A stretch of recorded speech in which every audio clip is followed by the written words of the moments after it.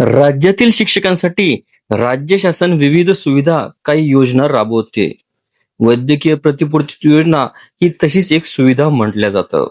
म्हणजे शिक्षक किंवा त्याच्या कुटुंबातील कोणी आजारी झाल्यावर त्याच्या उपचाराचा खर्च शासन देत असते. त्यासाठी जी देयके सादर केली जातात त्यास वैद्यकीय प्रतिपूर्ती असं म्हणतात. आता याचा लाभ मिळण्यासाठी एक अट शासनाने लागू केली आहे. 22 मे रोजी तसा आदेश सुद्धा काढण्यात आलेला आहे. राज्यातील 100% अनुदानित खाजगी शाळांमधील शिक्षक आणि शिक्षकेतर कर्मचाऱ्यांसाठी ही एक अत्यंत महत्वाची बातमी आहे. माध्यमिक व उच्च माध्यमिक शिक्षण संचालनालयाने राज्यातील सर्व शिक्षक आणि कर्मचाऱ्यांना आयुष्यमान भारत हेल्थ अकाउंट म्हणजेच आभा कार्ड काढणे बंधनकारक केले आहे. यापुढे आभा कार्ड नसलेल्या कोणत्याही कर्मचाऱ्यांचे 5 लाख रुपयापर्यंतचे वैद्यकीय प्रतिपूर्तीचे देयक स्वीकारले जाणार नाही असा स्पष्ट इशारा शिक्षण विभागाने दिला आहे. या संदर्भात शिक्षण उपसंचालक अंदाज व नियोजन डॉक्टर एकनाथ आंबोकर यांनी 22 मे 2026 रोजी एक परिपत्रक जारी करून राज्यातील सर्व विभागीय शिक्षण उपसंचालक, जिल्हा परिषदेचे शिक्षणाधिकारी, मुंबईचे शिक्षण निरीक्षक आणि वेतन व भविष्य निर्वाह निधी पथकाचे अधीक्षक यांना त्वरित कारवाई करण्याचे आदेश देण्यात आलेले आहेत. निर्णय का घेण्यात आला याचे कारण देण्यात सुद्धा त्यासोबत आलेले आहे. राज्यातील सर्व जिल्हा परिषद व खासगी 100% अनुदानित शाळांमधील कर्मचाऱ्यांना कॅशलेस वैद्यकीय सुविधा उपलब्ध करून देण्यासाठी यापूर्वी मागणी करण्यात आली होती.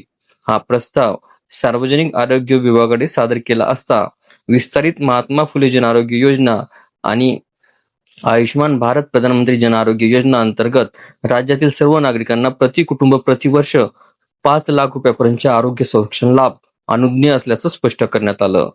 या योजनेच्या लाभार्थ्यांमध्ये शिक्षक व शिक्षकेतर कर्मचाऱ्यांचा आधीपासूनच समावेश आहे.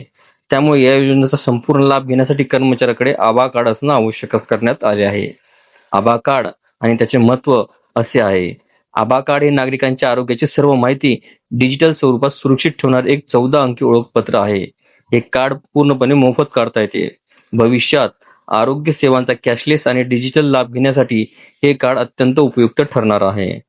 हे कार्ड कसं काढायचं तर हे कार्ड आपल्याला ऑनलाईन आणि ऑफलाईन पद्धतीने दोन्ही पद्धतीने काढता येतं. शिक्षण विभागाने ही कार्ड काढण्याची सोपी पद्धत आणि एक डिजिटल व्हिडिओ लिंक द्वारे परिपत्रकात जोडलेला आहे.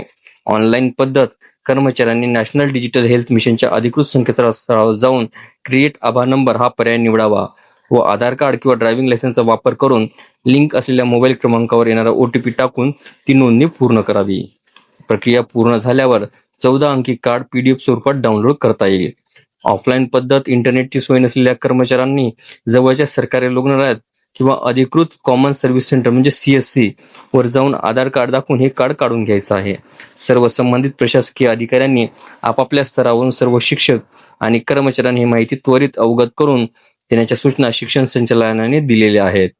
आपल्याला व्हिडिओ आवडले असल्यास चॅनलला नक्कीच लाईक, शेअर आणि कॉमेंट्स करायला विसरू नका.